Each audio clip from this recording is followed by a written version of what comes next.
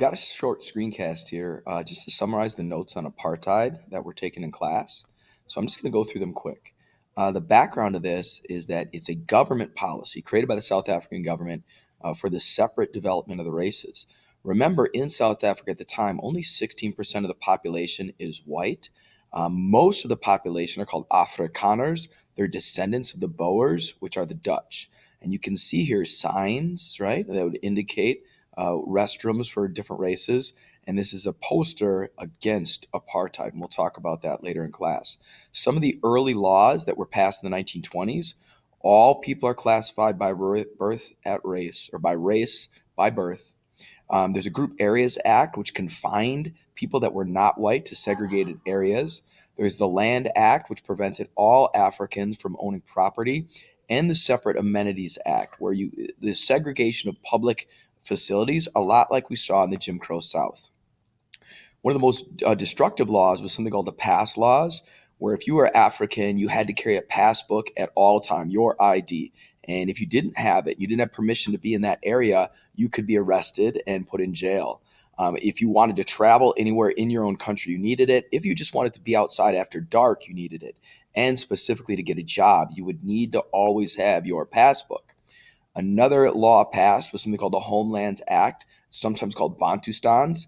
This is land set aside for Africans, and other land is reserved for the whites. It's only 14% of the land, and it's not good land. A lot like we took Native Americans and put them on reservations, you see a very similar policy here. These places have poor farmland and result in extreme poverty. Townships were not Bantustans.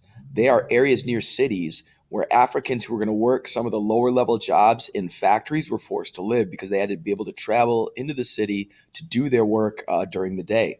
It was considered a temporary fix because they didn't have enough workers in the cities to take those jobs. But these little townships are like shanty towns. They are shacks assembled near the edge of a city where you could live and then go into that city during the day to work.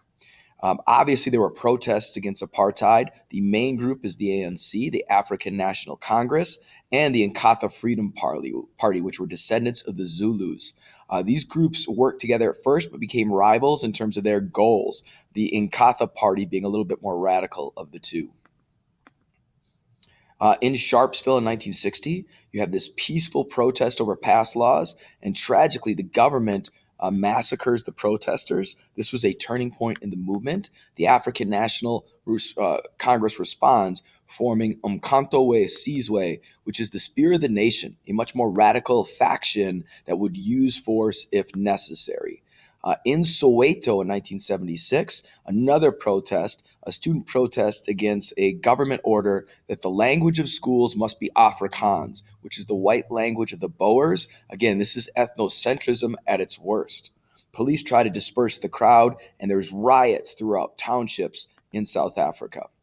A couple of the early leaders against apartheid, Albert Luthuli, head of the ANC, really did not want to be a part of Umkhonto we Sizwe, too radical for him. He's a nonviolent resistance person and a 1960 Peace Prize winner. Desmond Tutu, the Anglican Archbishop, a 1980s Nobel Peace Prize winner, is again nonviolent resistance and supporting boycotts of South African goods. And then we have Nelson Mandela. Born a Bantu, but taught in missionary school, told that his people were savages, barbarians, and thieves. Tribal elders taught him the opposite, that his people were brave. He becomes one of the first lawyers and African lawyers in South African history. He is jailed for organizing strikes in 1956 and serves about 5 years. He's then later convicted of conspiracy to overthrow the government and serves 27 years of hard labor. He's offered release many times, but won't unless the government gets rid of apartheid. In 1990, President de Klerk, the white president of South Africa, begins to dismantle apartheid. It's at that time Mandela is released. In 1994, he's elected president at the age of 74, helps to transition Africa to majority rule. He retires in 1999. Later, he works as a statesman and works on the AIDS crisis. He dies December 5th, 2013. Again, that's just a quick summary of some of the ideas surrounding apartheid. If you have any other questions, see your instructor.